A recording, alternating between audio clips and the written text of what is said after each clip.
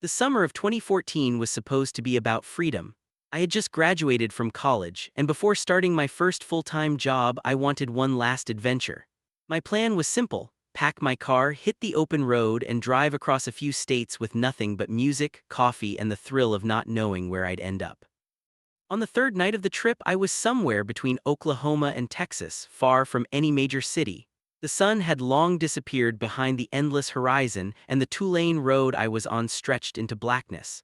The only illumination came from my headlights, carving tunnels of light through the dark fields around me. I remember checking the clock on my dashboard. 12:47 a.m. I should have been exhausted, but the adrenaline of being out there, alone, free, was enough to keep me awake. I had the radio on low, an old rock station fading in and out with static. That's when I saw her. She was standing by the side of the road, directly beneath a crooked wooden signpost, her thumb sticking out like she was hitchhiking. A girl, maybe in her early 20s. She wore a pale dress that fluttered slightly in the breeze, and even though my headlights caught her, something about her figure seemed muted, like she didn't quite belong there. I slowed instinctively. Every horror movie I'd ever seen screamed in my head not to stop, but something tugged at me. Maybe it was guilt, maybe it was curiosity, or maybe it was that strange, lonely expression on her face as she looked right at me.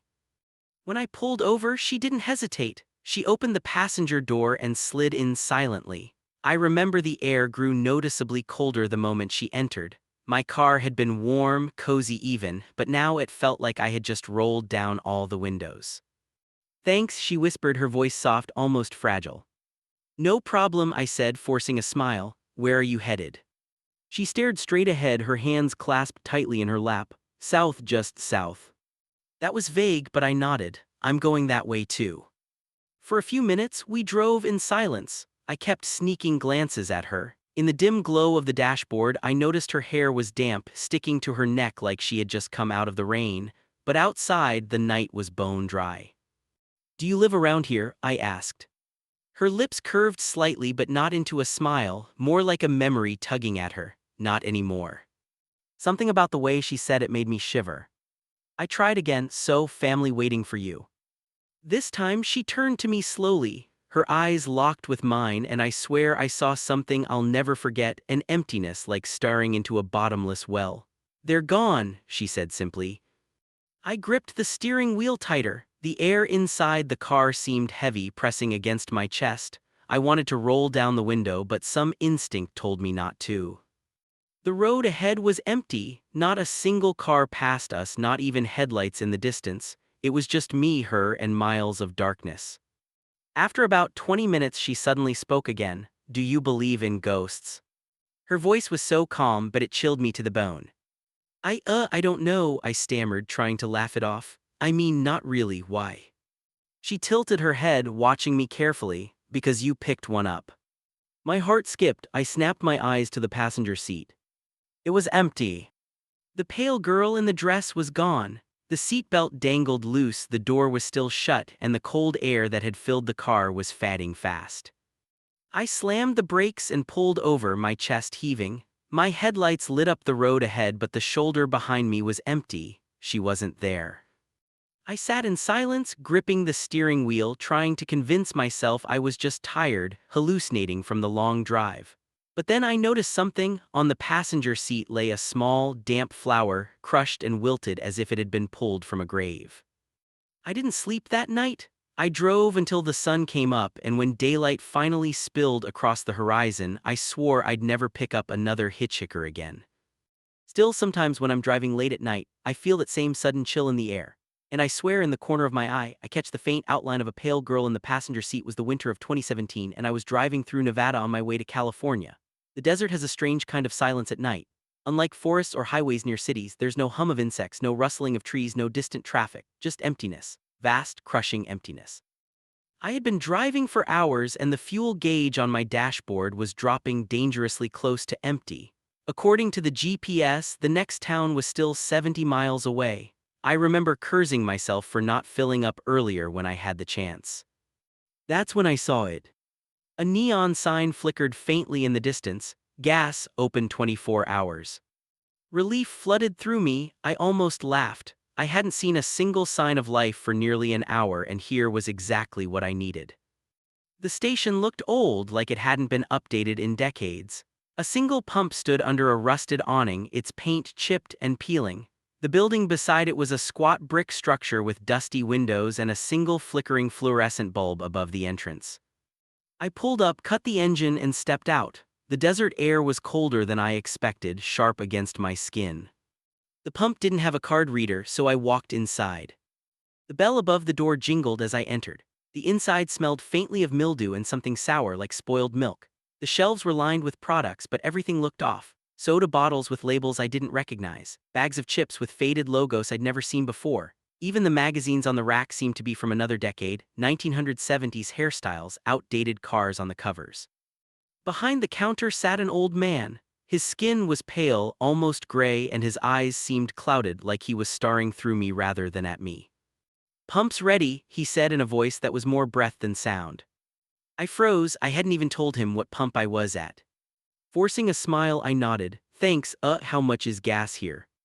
He tilted his head slightly, like I'd asked something strange. "As much as it needs to be." My stomach nodded. Something about this place felt wrong, but I told myself I was just tired and paranoid. I grabbed a bottle of water from the cooler, set it on the counter, and handed him a $20. His fingers brushed mine, ice cold, like touching stone left in shadow. "Safe travels," he whispered. I hurried back outside. The pump clicked on easily, the numbers on the meter rolling, though I noticed they weren't dollars or gallons, just spinning digits that didn't make sense. I filled the tank, got back into my car, and drove off as quickly as I could. For a while, I felt better. My tank was full and the road stretched ahead. But then, glancing at my rearview mirror, I noticed something strange. The gas station was gone. I blinked, craned my neck, even slowed down to make sure. But there was nothing behind me, just endless desert. No neon sign, no awning, no building, just emptiness. My chest tightened. Maybe I'd taken a wrong turn, but no, I'd been on the same straight road for hours. The real horror came later, though. 2 days later, I stopped at a diner in California. Striking up a conversation with the waitress, I mentioned the old gas station I'd found out in the desert. Her face drained of color immediately. "Where exactly?" she asked, leaning closer. I told her roughly where. She shook her head slowly. "That station burned down in 1973. Everyone inside died. They say sometimes on cold nights drivers see it again. They stop, they buy gas, and they never make it to their destination." Her words made my blood run cold. I paid for my meal and left without finishing. For weeks afterward, I kept checking my rearview mirror every time I drove at night, half expecting to see that flickering neon sign behind me. And sometimes, when I close my eyes, I swear I still hear the old man's voice. Safe travels. It was the fall of 2020, deep into the pandemic, when the highways were quieter than I had ever seen them. I'd been driving alone for most of the day, making my way from Oregon down toward Northern California. By the time the sun set, I was in the middle of thick forest land, two-lane roads winding endlessly between towering pines. Night driving through the woods has always unsettled me. The way the trees crowd against the road, their branches clawing at the sky, makes the darkness feel alive. That night, it was worse than usual. My headlights barely seemed to cut through the blackness, and the road ahead twisted like a snake. Around 11:30 p.m., I saw movement. Something darted between the trees on the right side of the road, tall, fast, and pale. For a split second, I thought it might be a deer, but it didn't move like one. Its body was too upright, its limbs too long. I gripped the wheel tighter and told myself I was imagining things. But then it happened again. A pale shape, keeping pace with my car, weaving between the trees just beyond the reach of my headlights. Every hair on my body stood on end. I pressed harder on the accelerator, desperate to get away from whatever it was. The road curved sharply, and when my headlights swung wide, I caught a clearer glimpse. It wasn't an animal.